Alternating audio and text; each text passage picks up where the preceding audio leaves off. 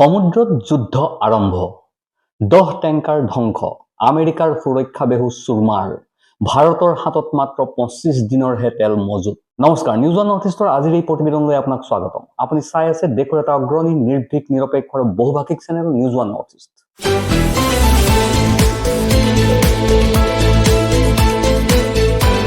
যদি আপুনি এতিয়াও আমাৰ এই ভিডিঅ'সমূহ চোৱা নাই, লাইক কৰা নাই, সাবস্ক্ৰাইব কৰা নাই, তেন্তে সোনকালে কৰক, কাৰণ এই চেনেলটো গদি মিডিয়া নহয়, যাক ক্ষমতাৰ জোৰেৰে সঁচা কথা কোৱাৰ ক্ষেত্ৰত দমন কৰিব পাৰিব। নিউজ ওৱান নৰ্থ ইষ্টৰ মাধ্যমেৰে আমি কেৱল বাতৰি সম্প্ৰচাৰ কৰাই নহয়, ইয়াৰ আঁৰৰ প্ৰকৃত সত্যও আপোনাৰ সন্মুখত তুলি ধৰিবলৈ চেষ্টা কৰোঁ, যিবিলাক বাতৰি গদি মিডিয়াই আপোনাৰ সন্মুখৰ পৰা সদায়েই লুকুৱাই ৰাখে। প্ৰিয় দৰ্শক, চাওক, এতিয়া সমুদ্ৰতো যুদ্ধ আৰম্ভ হৈ গ'ল।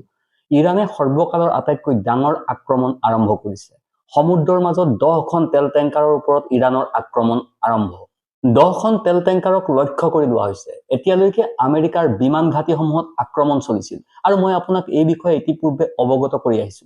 ইজৰাইলৰ কেইবাখনো চহৰত মিছাইল নিক্ষেপ কৰা হৈছিল, কিন্তু এতিয়া খবৰ ওলাইছে যে ইজৰাইল ষ্টেট অৱ হোমাৰ্ছত টেংকাৰক লক্ষ্য কৰি লোৱা হৈছে। লগতে মই আপোনাক জনাম যে ইজৰাইল ষ্টেট অৱ হোমাৰ্ছৰ বৰ্তমানৰ বন্ধৰ বাবে এতিয়া ইৰাণৰ জৰিয়তে হ'বলগীয়া বৃহৎ নাটনিৰ বিষয়ে বিশ্বজুৰি বাতৰি প্ৰকাশ পাইছে। আনকি ভাৰতত মাত্ৰ আৰু 25 দিনৰ বাবেহে তেল মজুত থকা বুলিও খবৰ আহিছে। এনে পৰিস্থিতিত সমগ্ৰ বিশ্বতে আতংকৰ পৰিস্থিতিৰ সৃষ্টি হ'ব পাৰে। এই প্ৰতিবেদনত পাছত মই আপোনাক এইটোও কম যে ইৰাণীসকলে আমেৰিকাৰ নিৰাপত্তা ব্যৱস্থা নিঃশেষ কৰা বুলি দাবী কৰিছে। প্ৰিয় দৰ্শক, এই যুদ্ধৰ সৈতে জড়িত আৰু কিছু দৃশ্য আৰু গুৰুত্বপূৰ্ণ তথ্য শ্বেয়াৰ কৰিম। আয়াতুল্লাহ আলী খামেনিৰ শেষ যাত্ৰাৰ স্থান সন্দৰ্ভত এটা আপডেট ওলাইছে।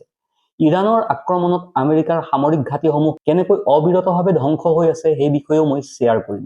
ইৰাকৰ ইৰবিলত থকা আমেৰিকাৰ সামৰিক ঘাটিত আক্ৰমণ কৰা বুলিও তথ্য পোহৰলৈ আহিছে। ইৰাণে তছনছ কৰি পেলাইছে আমেৰিকাৰ দম্ভ অহংকাৰ। এই গুৰুত্বপূৰ্ণ তথ্যও আপোনাৰ সৈতে শ্বেয়াৰ কৰিম।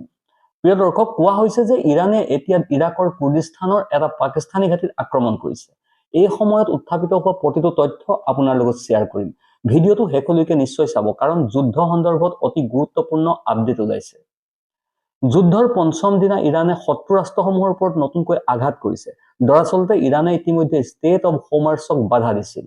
তেওঁলোকে সকীয়াই দিছিল যে ইয়াৰ পৰা তালৈ কোনো জাহাজ যাব নোৱাৰিব, আৰু এই পথটো বন্ধ হোৱাৰ লগে লগে যিটো আশংকা কৰা হৈছিল, অৱশেষত সেইটোৱেই হ'ল। উপসাগৰীয় দেশৰ পৰা তেল আন দেশ, ইউৰোপীয় দেশ আৰু বহু দেশলৈ প্ৰেৰণ কৰা একমাত্ৰ পথটোৱেই এইটো। কিন্তু ইৰাণে ইয়াক সম্পূৰ্ণৰূপে বন্ধ কৰি দিছিল, যিকোনো ঠাইত দেখা পোৱা যিকোনো ব্যক্তিক আক্ৰমণ কৰাৰ ভাবুকি দিছিল। আজি খবৰ আহিছে যে IRGCয়ে ইতিমধ্যে ইৰাণক ষ্টেট অৱ হোমাৰ্ছ বন্ধ কৰাৰ নিৰ্দেশক আওকাণ নকৰিবলৈ সকীয়াই দিছে। ইতিমধ্যে IRGCৰ অধিনায়কসকলে সকীয়াই দিছিল যদিও ইয়াক আওকাণ কৰা হৈছিল, আৰু ইৰাণে 10খন তেল টেংকাৰত ধাৰাবাহিকভাৱে আক্ৰমণ চলাইছে। এই আক্ৰমণবোৰ ক্ৰমাগতভাৱে দ্ৰুততাৰে সংঘটিত হৈছিল। এই খবৰ এতিয়াহে ওলাইছে।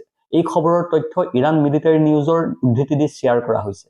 এতিয়া আপুনি কল্পনা কৰিব পাৰে ইৰাণে একো নকৰে বুলি ভবা, ইৰাণক তুচ্ছ জ্ঞান কৰা এই সকলোবোৰ দেশে কিমান ডাঙৰ ভুল কৰিছে। আজি সেই একেখন ইৰাণে বিধ্বংসী ৰূপ ধাৰণ কৰিছে।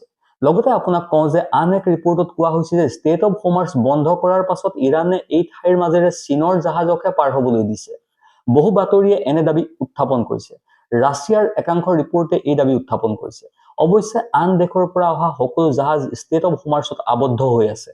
তেহৰানে সকীয়াই দিছে যে যদিহে আন কোনো জাহাজে সীমান্ত অতিক্ৰম কৰে, তেন্তে ক্ষিপ্ৰতাৰে সামৰিক ব্যৱস্থা গ্ৰহণ কৰা হ'ব। অৰ্থাৎ এই অঞ্চলত কোনো জাহাজ বাচি থাকিব নোৱাৰিব, যিয়ে আঁতৰি যাবলৈ চেষ্টা কৰিব। আৰু এতিয়া ইৰাণৰ পৰা অহা খবৰ, এই সময়ৰ এক্সক্লুচিভ ৰিপৰ্টে কৈছে যে এই আদেশ উলংঘাৰ চেষ্টা কৰিছিল, যাৰ ফলত সমুদ্ৰৰ মাজত যুদ্ধৰ সৃষ্টি হৈছে। ইৰাণে 10খন টেংকাৰ আক্ৰমণ কৰি জ্বলাই পেলাইছে, সম্পূৰ্ণৰূপে ধ্বংস কৰি পেলাইছে। এই ৰিপৰ্টসমূহত এনে দাবী উত্থাপন কৰা হৈছে। প্ৰিয় দৰ্শক, আপোনাক আৰু জনাও যে ছচিয়েল মিডিয়াত এগৰাকী ইউজাৰ আছে।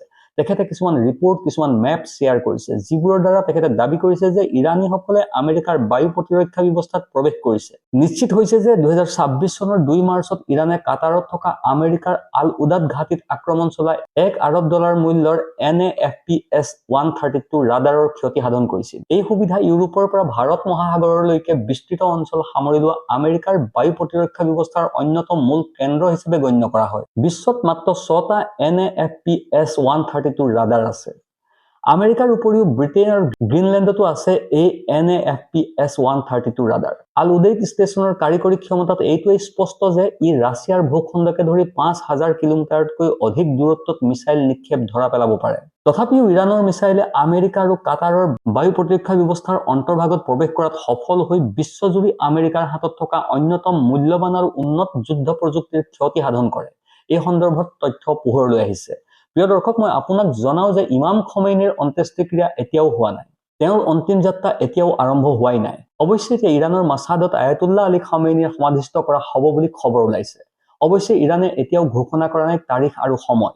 ইৰাণৰ চৰকাৰী সংবাদ সংস্থাই প্ৰকাশ কৰা অনুসৰি ইমাম ৰেজা খামানৰ দৰগাহৰ সমীপত ইমাম খামেইনিক সমাধিস্থ কৰা হ'ব। আৰু চাওক প্ৰিয় দৰ্শক, ইৰাণৰ আক্ৰমণত আমেৰিকাৰ সামৰিক ঘাটি ধ্বংস হোৱা বুলি NDTVৰ ৰিপৰ্টৰ উদ্ধৃতি দি তথ্য শ্বেয়াৰ কৰা হৈছে। ছেটেলাইটৰ দৃশ্য ব্যৱহাৰ কৰি এই কথা নিশ্চিত কৰা হৈছে। ইৰাণে ছেটেলাইটৰ দৃশ্য প্ৰকাশ কৰি দেখুৱাইছে যে এই কাম তেওঁলোকৰ দ্বাৰা কৰা হৈছে। দ্বিতীয়তে জি নিউজে প্ৰকাশ কৰিছে যে ইৰাকৰ আৰবিলত থকা আমেৰিকাৰ সামৰিক ঘাটিত পোনপটীয়াকৈ আক্ৰমণ কৰা হৈছে। এই সকলো তথ্য নথিপত্ৰৰ পৰা উলিওৱা হৈছে। এই সকলোবোৰ প্ৰকাশ পাইছে। এতিয়া আপুনি কল্পনা কৰিব পাৰে যে ইৰাণে বৰ্তমানে কি আৰু কেনেধৰণৰ কাম কৰি আছে, য'ত ই ইজৰাইল আৰু আমেৰিকাক সময় দিব পৰা নাই। ইৰাণে তেওঁলোকক এই আক্ৰমণৰ বিষয়ে চিন্তা কৰিবলৈ কোনো সময় দিয়া নাই। প্ৰিয় দৰ্শক, আন এক ৰিপৰ্ট ওলাইছে য'ত দাবী কৰা হৈছে যে মাৰিও নাফেল নামৰ এজন ছচিয়েল মিডিয়া ইউজাৰ যিয়ে নিয়মিতভাৱে মধ্যপ্ৰাচ্যৰ সৈতে জড়িত বাতৰি শ্বেয়াৰ কৰে। তেওঁ কৈছে যে ইৰাণেও কালি ইৰাকৰ কুৰ্দিস্তানত থকা পাকিস্তানৰ ঘাটিটোত আক্ৰমণ চলাইছে। ইৰাণৰ আক্ৰমণ তীব্ৰতৰ হৈ পৰিছে আৰু বহুত দেশলৈ বিয়পি পৰা যেন লাগিছে।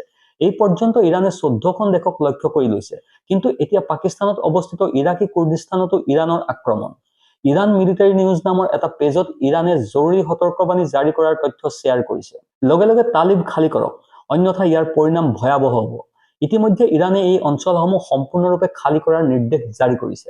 প্ৰিয় দৰ্শক, ইৰাণ আপডেটছ নামৰ আন এটা পেজ আছে য'ত যুদ্ধ বহু পৰিমাণে বৃদ্ধি পোৱাৰ তথ্য শ্বেয়াৰ কৰা হৈছে।